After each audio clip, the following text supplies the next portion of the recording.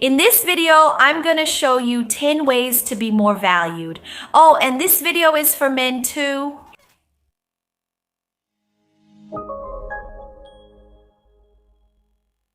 Hi, how are you? Welcome to the Etiquette and Protocol channel. I'm Juliana Santiago, and this is the video.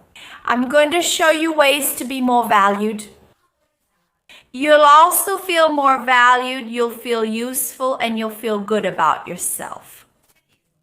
It might seem a little strange to see a topic like this on an etiquette channel, but as the video goes on, you'll understand that etiquette and behavior have everything to do with you. Showing others that you are present, establishing your trust, and you'll learn a bit more about how you can use etiquette to feel more valued, because often feeling valued is also very much related to how you show it, right? If you show it to others, they notice. You end up recognizing yourself that way too, and you feel really good. That's why the first thing for you to feel valued is to be at peace with yourself. And one of the main things that makes us feel good is taking care of yourself. Many times you take care of others, worry too much about your children, your family, your grandchildren, your nieces and nephews, and end up forgetting about yourself. So having a routine, paying attention to yourself too, taking care of yourself is something very important and will certainly make you feel more valued and be more valued as well. Why? Naturally, when you take care of yourself, right? When you, for example, have a habit of exercising, we know, for instance, that when we exercise, we feel good, right? That does us good naturally. Our hormones respond that way, and we are also able to do well in front of other people. So that ends up overflowing not just inside you, but on the outside too. So it's interesting for you to notice that. Another example of self-care is also having a hobby, things you do that make you feel good. So for example, if you're someone who often feels down and never does anything for yourself, try to put yourself first and look for things that will make you feel good. Activations. Physical activity is one example. Having a skincare routine is another. And paying attention to how you dress can be another as well. Having hobbies that help you feel good can also be another solution. You can, for example, look for hobbies like crafts, making ceramics, or painting glass. Nowadays, it's really popular. I don't know if you've seen people on the internet painting glass goblets with glass paints. And it's a really enjoyable hobby and totally worth it because you can still use your glasses afterward. So it's important for you to take care of yourself, okay? Not just taking care of your body, not just using products to feel better and practice self-care, but also taking care of your things and being at peace with yourself. Another point besides having this self-care for yourself, which for me is one of the key points, for you to feel valued, you need to value yourself. First of all, it's about having effective communication. So you should try to communicate with others in a way that makes them feel that you are present. So, for example, whenever you talk to someone, try to maintain good eye contact, watch the person as they speak, try to show the other person that you are present in that conversation, right? So don't get distracted easily, don't keep messing with your phone, don't keep looking away, right? And also don't keep interrupting the person with random topics, random. I don't know if you've ever had the feeling of being with someone, but that person keeps changing the subject. You start telling something that happened in your day-to-day life, something, even if it's simple. But she interrupts you asking, oh, but did you go to the bakery to buy the bread I asked you for? She brings up something that has nothing to do with it, you know? So it's important for you to try to have effective communication, not to keep interrupting people, to look at people while they're talking to you, and to show attention. That will be a very interesting way for you to be valued by others. Because nobody likes to keep communicating with someone who doesn't even show interest in what the other person is saying. So it's important for you to pay attention to your communication patterns. Another factor for you to be a valued person is to show proactivity and initiative. I know that many times we show proactivity and initiative and we end up being blocked. A good example is when you arrive at a party and ask the hostess, "Can I help you?" And she says, "No, that's not necessary." But the fact that you make this move, that you go up to the hostess and ask if you can help, makes you very, very appreciated by her. Many times it happens that, in fact, she doesn't need your help at that moment. But she will certainly remember that you took the initiative to try to help her in some way. So it's interesting, even if we think, should I ask if I can help? Will I be useful? Should I show that I'm present? This will naturally make you valued. Another interesting thing is that showing proactivity validates you. For example, if you notice that someone is organizing something, sometimes the group decides to get together to give someone a gift. For example, this is very common. Sometimes there's a group of friends and everyone wants to give a gift to one person. Then one person becomes responsible for organizing the whole gift. Wouldn't it be interesting for you to ask, "Hey, do you need any help, Maria? Are you going to buy the gift for João? But do you want me to help you with something? Do you want me to get a card maybe so you don't get overwhelmed?" Maybe Maria will say, "Oh, don't worry, Juliana, I won't need your help." But just by showing that I'm present, taking this initiative, it already makes me stand out to Maria and naturally she'll value me. That's why, I'm going to bring that feeling of, wow, Juliana is a nice person. She came here. She asked me. So it's interesting for you to think about this now, going back a bit to the question of feeling valued, not just being valued, but feeling valued. What I like to emphasize is, how are your goals? One thing we often overlook, we don't realize its importance. We just set it aside. It's about goals. You have personal goals, professional goals, but established goals, for example, ours. I would really like to take a trip by plane. I would really like to, I don't know. Sometimes you have a goal to lose weight. Sometimes you have a goal to buy a car, buy a house. Sometimes you want to get promoted. I don't know what your goal is, right? Your big goal, sometimes even a short-term goal, it's important for you to have one. Wow, I really wanted to move out of my apartment. I rent. I want to go somewhere else. I would like to move to a better apartment where I would have more space, a better leisure area for my children, for my grandchildren. So it's important for you to set goals. They can be short, medium, or long-term, but to have clear goals, if possible, even written down, right? In a notebook or on your phone, it will make you take actions that lead you toward this big goal. We don't really value setting goals, right? But it's essential for us to start looking at this point of setting goals with a different perspective. So, have clear goals for yourself. When you reach your big objective, you're going to feel really good. It's really interesting when we achieve something and manage to accomplish it, the feeling that it brings inside us, But for you to be able to reach your goals, you need to be clear about where you want to go. And to have that clarity, you need to write down your goals. Like me, for example, I have a goal. My goal is to grow here. The Etiquette and Protocol channel. So if you're enjoying this video, like the video and subscribe to the channel. A lot of people watch the videos and aren't subscribed. So if you're always around here, subscribe to the channel and follow me there on the channel at Etiquette and Protocol. Because over there every day I'm talking more with you, answering question boxes, and I'd love to have you there. That's my goal, to grow here, the channel. That's why I'm here every week, okay? Don't forget to subscribe. Another point too for you to feel more valued and also to be more valued is the matter of resilience. Naturally, a person who has better emotional control, someone who doesn't get easily shaken, will naturally be more valued in the environment they're in. This will be really good for you because, in fact, when you have resilience, you can get out of delicate situations in a more graceful way, in a more self-confident way, without harming yourself too much and without letting that negative energy take over. But also, this will show other people that you are a strong person, that you can handle delicate situations. This will also give you the appearance of being a more elegant person, because elegant people usually don't argue with others. So, showing resilience, being able to stay in a situation, even if it's extremely delicate, knowing how to handle situations, will help you a lot to feel valued. You will feel like a person who has self-control over yourself.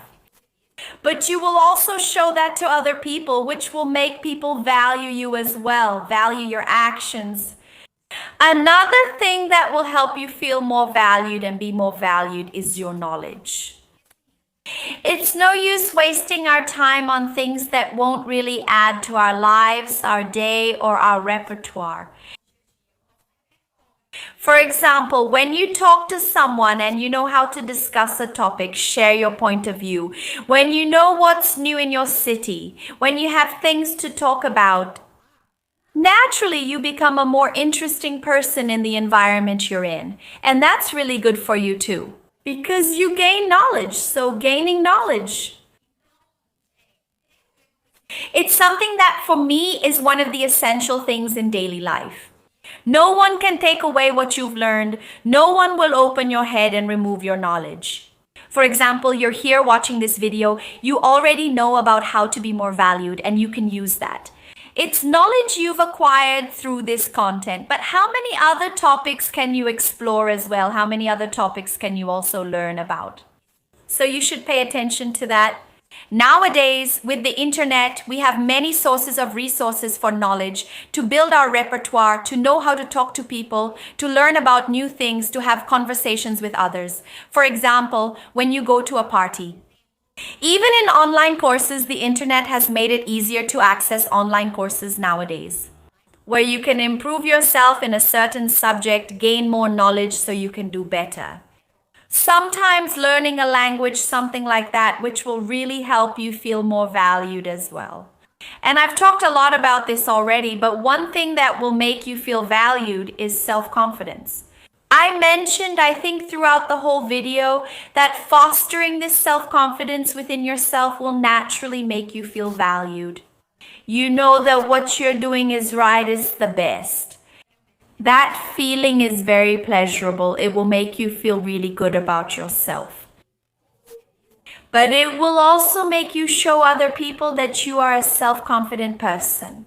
So when you seek knowledge to be a confident person, to have that self-confidence naturally, you have attitudes that promote confidence and people feel, notice, and value you as a self-confident person with self-confidence. Guys, it's nothing more than being secure in what you set out to do. So, for example, if you go to a restaurant and you know how to use a fork, you know how to use a knife, you know how to use a cloth napkin, you will feel confident. You will have this self-confidence and you will be able to convey confidence to other people. If you go to a party where you don't know anyone, if you know how to read the room, if you know how to handle yourself in a situation like that, naturally you'll be able to navigate it better and have better behavior. And naturally you will also be able to have this self-confidence because you already know how to act and you will also be seen as a confident person. So everything is kind of connected. So having knowledge of behavior patterns, of demonstrating confidence. How am I going to act to be a more confident person? How am I going to project my gaze? How am I going to project my tone of voice? All of this will help you gain more knowledge, more experience to truly show both to yourself and to others that you are a confident person. So seeking this kind of knowledge will help you a lot. That's why I wanted to invite you to join our etiquette and good manners training. There's a link to our course down below. It's a very comprehensive training where you will learn everything about behavior, how to promote a good personal image. All of this is for you to become a more self-confident, secure, and also much more elegant person. Click the link below and by using the coupon YouTube, if you haven't taken any training at our school yet, you get a special discount. So use the coupon and I'll be waiting for you there. Another important point is to have respect and empathy. We can't talk about being valued without mentioning empathy. It's a topic that's widely discussed nowadays, but I think it's actually applied very little.